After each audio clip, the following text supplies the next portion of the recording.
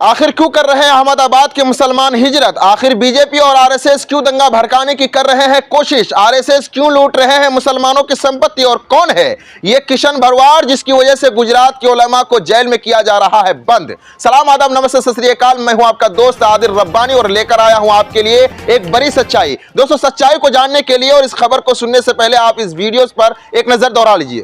अब लास्ट तक देख सकते हो, पूरा गांव हिजरत कर रहा है जबरदस्ती। पूरे गांव के ऊपर आरएसएस के गुंडों ने, आरएसएस वाले गांव में आ गए हैं। 300-400 लोग आरएसएस वाले गांव में आ गए। पूरा गांव हिजरत कर रहा है।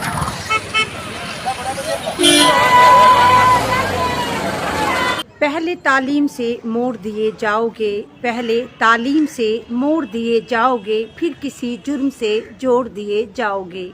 हाथ से हाथ की जंजीर बनाकर निकलो, हाथ से हाथ की जंजीर बनाकर निकलो, वरना धागे की तरह तोड़ दिए जाओगे। अस्सलाम वालेकुम, मैं आपके सामने एक बार फिर ऐमन रिजवी और मुद्दा वही कल वाला कि किस तरह गुजरात में एक प्री प्लान नफ़रत की जो एक मंडी सजाई गई है और उसके पीछे जो आपको नज़र आ रहा होगा एक पॉलिटिकल फ़ायदा किसको पहुंचता हुआ नज़र आ रहा है, वो भी आपने देखा।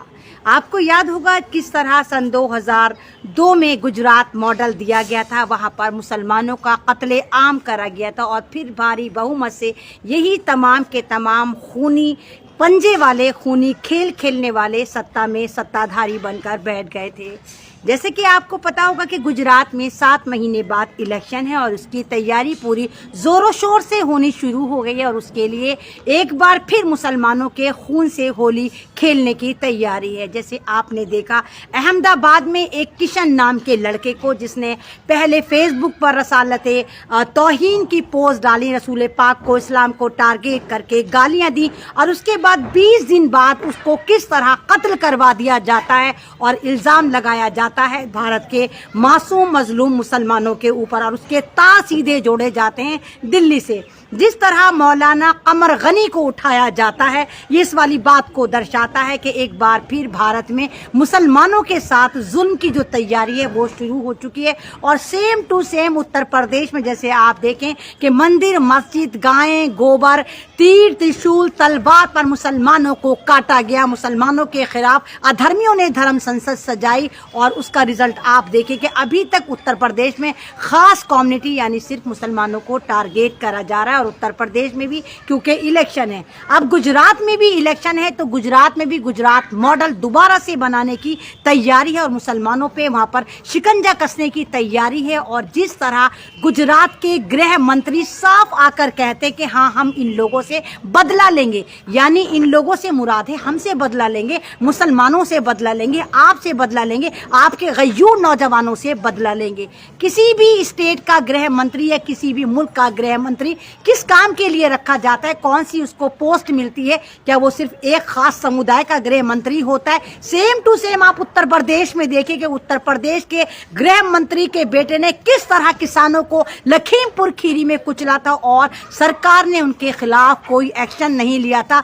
एक्शन तो बहुत दूर की बात, अब्बा जान जो है उनके आज तक मंत्रालय में बने हुए हैं। सेम टू सेम यही गुजरात में करा जा रहा है कि गुजरात का गृह मंत्री बाकायदा किशन के घर जाता है और कहता है कि हम कातिलों से इंतकाम लेंगे और एक बार फिर वहां पर मुसलमानों पर जुल्म के पहाड़ टूटने शुरू हो गए। लेकिन आपको गोदी मीडिया ये नहीं दिखाएगा कि किस तरह वहां मुसलमानों की प्रॉपर्टी को लूटा जा रहा है, किस तरह उनकी दुकानों को जलाया जा रहा है, किस तरह अहमदाबाद में आप देखिए कि नारे लगाए जा रहे हैं। वहां भी अधर्मियों द्वारा एक तरह का नफरत की मंडी सजाई जा रही है, जहां पर अनाउंस करा जा रहा है कि हम मुल्लों को काटेंगे, हम इनके हाथ पैर काट देंगे, हम इनको ये कर देंगे, हम इन्हें भारत से भगाएंगे।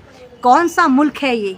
कौन सा संविधान लागू होता है? अगर किसी बंदे का कत्ल होता है तो हम खुद कहते हैं कि कॉन्स्टिट्यूशनल हक से जो भी राइट्स है जिस तरह हो वो संविधान उसको सज़ा दे। ये कौन लोग हैं जो खुद ही सज़ा की बात करते हैं? लेकिन जब तबरेज़ की बात आती है, जब मनीषा वाल्मीकि की बात आती है, जब आप देखें कि राबिया सैफी की बात आती है, तो तब वहाँ पर आपको इंसाफ नज़र नहीं आता, वहाँ पर ये इंसाफ करते नज़र नहीं आते।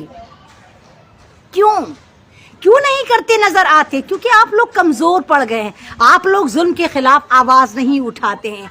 जनाब आप बताइए, जब भारत गुलाम था तो क्या हमने अंग्रेजों को यहाँ से नाको चने चबा कर भगाया नहीं था? उस वक्त क्या सोशल मीडिया था? उस वक्त मोबाइल थे? उस वक्त इंटरनेट था? उस वक्त टेलीफोन थे? कुछ नहीं था। उसके बावजूद हमने अंग्रेजों को भारत से खदेड़ा था। आज सोशल मीडिया का जमाना है, आप लोग तमाम की तमाम अपनी सहमति, अपने प्रोटेस्ट सोशल मीडिया पे करते हैं, हम आपके साथ हैं, हम देख लेंगे।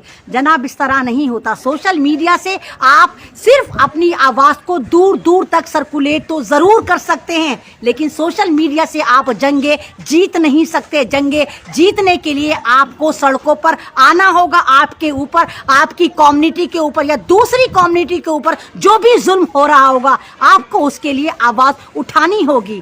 कमर गनी साहब, मौलाना कमर गनी साहब जो एक ऑर्गेनाइजेशन चलाते थे, तहरीक फरोग इस्लाम, बाबरपुर के पास एक जगह है करदमपुरी, वहां रहते थे। कोई खास अमीर नहीं थे, वो मुसलमानों के लिए भी काम करते। तो जाहिर सी बात है, इंसान अगर मुसलमानों के लिए मुसलमान काम कर रहा है तो यानी वो दबे पिसके कुचले लोग हैं। अगर इस्लाम के बारे में बात करें तो संविधान इस बात की इजाजत देता है कि मैं अपने तरीके से अपने इस्लाम की बात करूं, मैं इस्लाम को फरोग करूं, इस्लाम की अच्छाइयां, इस्लाम के बारे में आप लोगों को मोटिवेट करूं। जाहिर सी बात है, हर बंदा अपने धर्म की बात करता है और ये वाली बात मेरा संविधान मुझे देता है, भारत का संविधान मुझे देता है। लेकिन कुछ दिन से अजीब किस्म की हवा चल रही कि जो भी संविधान की बात करता है, जो भी इंसानियत की बात करता है, उसको या तो कुचल दिया जाता है या उस पर UAPA लगाकर जेलों में भर दिया जाता है। ज़्यादा दिन पुरानी बात नहीं है, मौलाना कलीम सिद्दीकी साहब को किस तरह टारगेट करा गया, किस तरह उनको मेरठ की मस्जिद के बाद उस वक्त पकड़ा जाता है जब वो ईशा की नमाज पढ़कर अपने गाँव मुजफ्फरनगर फुलत जा रहे होते हैं। उससे पहले देखिए किस तरह उमर गौतम साहब को उठाया जाता है।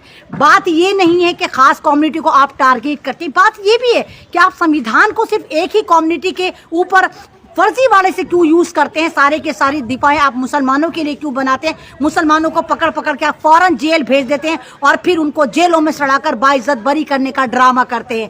जब सोशल मीडिया पे आप लोग पोस्ट भी करते हैं तो क्या गोदी मीडिया पर वो पोस्ट चल रही होती है? क्या गोदी मीडिया आपको सच दिखा रहा होता है? वो तो आपको जिहादी, आलिस्तानी, पाकिस्तानी बनाकर पूरा का पूरा नैरेटिव सेट कर देता है। और जब आपके रहनुमा या आपके नौजवान, आपके लोग जेलों से रिहा होते हैं तो क्या स्ट्रीम मीडिया माफिया मांगता है? क्या स्ट्रीम मीडिया वो न्यूज़ चलाता है? क्या उन लोगों पर फूलों की बारिश होती है? क्या उनके कीमती साल लौटाए जाते हैं? नहीं जनाब, कुछ नहीं होता। उनका सोशल बाइकॉट उल्टा हमारा ही समाज कर देता है।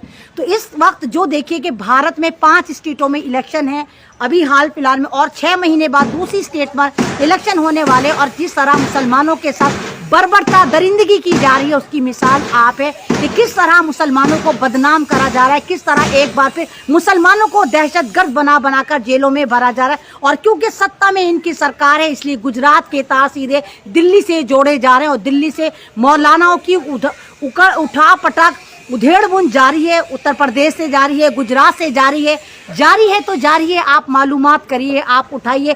ATS वाले आते हैं, मोस्ट वेलकम, उठाइए, आप इंक्वायरी करिए। लेकिन ये क्या है कि आप गुजरात में मुसलमानों की प्रॉपर्टी फूंक रहे हैं। इससे क्या मतलब है कि आप मुसलमानों को गाली गलौज कर रहे हैं? ये क्या मतलब है कि आप मुसलमानों के लिए अभद्र भाषा यूज कर रहे हैं? आप इस्लाम के लिए अभद्र भाषा यूज कर रहे हैं कि इनको काटो, मुल्लाओं के हाथ पैर काट दो, मुल्लाओं के साथ ये कर दो, इनकी बेटियां उठा लो। इस तरह नहीं होना चाहिए। इसका मतलब ये कि संविधान का कत्ल हो चुका है। इसका मतलब ये है कि आप लोग खामोश हैं। इसका मतलब ये कि भारत एक बार फिर गुलामी की तरफ जा रहा है। इस वक्त सत्ता की लड़ाई, कुर्सी की लड़ाई नहीं, इस वक्त इंसानियत की लड़ाई है। हम संविधान बचाना चाहते हैं, हम इंसानियत बचाना चाहते हैं, हम किसानों को बचाना चाहते हैं, हम जवानों को बचाना चाहते हैं, हम दलितों को बचाना चाहते हैं, हम औरतों को बचाना चाहते हैं, हम अपने गयूर नौजवानों को बचाना चाहते हैं।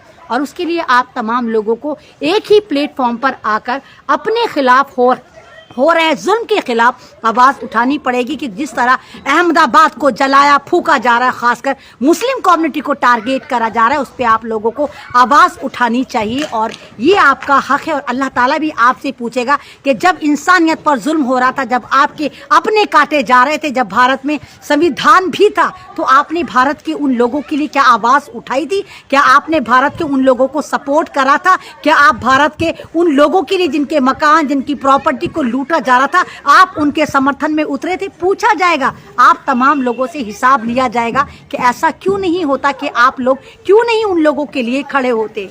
क्या इसको शेयर करिए, मेरी आवाज़ को दूर दूर तक सर्कुलेट करिए। और फिर बस मैं ये लास्ट में यही बोलूँगी कि ये खामोश मिजाजी हमें जीने नहीं देगी, ये खामोश मिजाजी हमें जीने नहीं देगी। इस दौर में जीना है तो कोहराम मचा दो। तमाम लोगों को लास्ट में एक बार फिर सतरंगा सलाम। जय जवान जय किसान।